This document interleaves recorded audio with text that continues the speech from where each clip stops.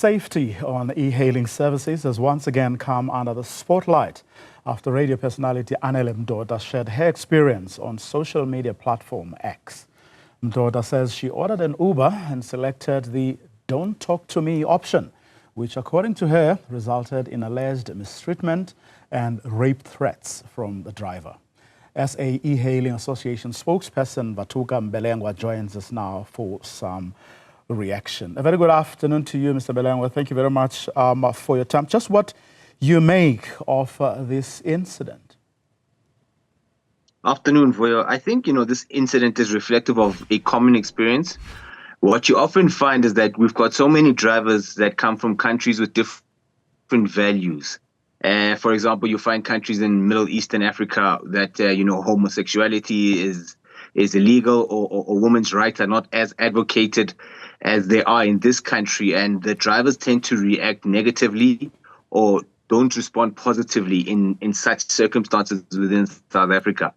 What do this, e-hailing or the people behind these e-hailing services do? Is there no orientation, like where the company's values are made clear to all and sundry? If you're going to be a driver, these are the things, this is how you expected to behave as a driver. Is there anything like that?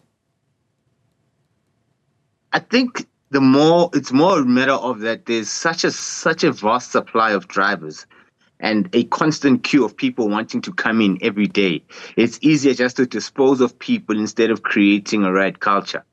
So once you step out of line, once there's too many complaints, then you're out. Fortunately, in this situation, Anele is somebody with a big voice in society and is therefore able to create dialogue around this. But many people will complain about the treatment they get. Women will complain, young children will complain, and they'll express those kind of views, like Anele expressed that, "Do not talk to me."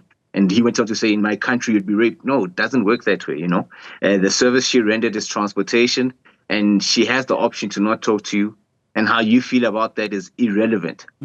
Exactly, because it's an option you have, and that you are free to exercise,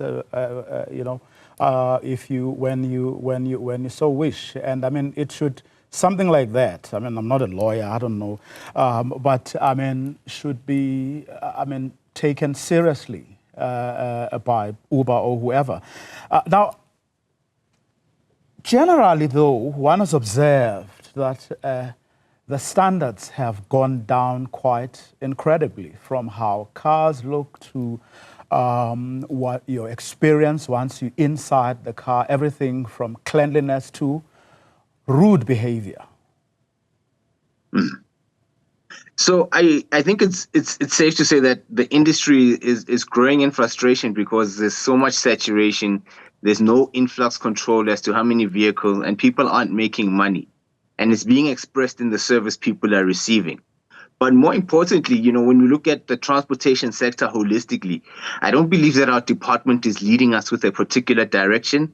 There isn't a vision for transport, and hence there's always unfortunate and yet avoidable incidents happening across the landscape within transport. You'd imagine that a platform like Uber would be in a context within South Africa, would be able to then train drivers effectively to say, we play a role in tourism. We've got international people that come here because this country holds a particular view when it comes to LGBTQ rights. We are open. We're an embrace nation. We are actively against sexism, and you'd imagine that if you're going to bring in people with different beliefs, that conscientize them to this. But Department of Transport also has a role in oversight to say, who are they allowing to participate within transportation? How are the standards being compromised? You look at the type of uniformity amongst vehicles. You can't identify an e-hailing car anymore. Anything can show up at your gate, irregardless of whether it's got a safety standard or not. And it's creating conflict within the roads, on our roads, because there's no proper standardization. So these sort of incidents where organizations like Uber continue to be alone themselves will continually happen. And, when an Anele Mdoda unfortunately has to go through such victimization is when these topics will then get sharp focus. But the reality is, if you look back, Many of the sexual offense cases on Uber platform are not solved. Some of the drivers can't be found. The vetting isn't done properly. The driver can re-emerge under new identification because there's no proper way of tracing back if the documentation they've provided is correct or their international licenses are correct. So we do need controls within industry. We need to know who's participating within industry, and we need to make sure that this industry protects the rights of women and children, which is something we advocate for within this country. And if you're going to participate within transport, you need to honor those things. I mean, what do organizations, in others, do you have a role? Does your organization, for example, have a role to play, and how do you play it in dealing with these issues? So we've been advocating for regulation within the space so that within a proper regulatory framework, we can put in instruments in place to prevent against such. We'll be able to do proper driver training, proper driver vetting. You know, these are things we've made recommendations towards in our advocacy work. You know, we've tried to advocate for influx control of vehicles so that drivers can continually make consistent money. But that hasn't been considered or adhered to, and hence you're finding a saturation of vehicles. You're finding violence erupting. You're finding drivers getting frustrated because they're picking up one trip every 3-4 hours, but the cost to be there is extremely high.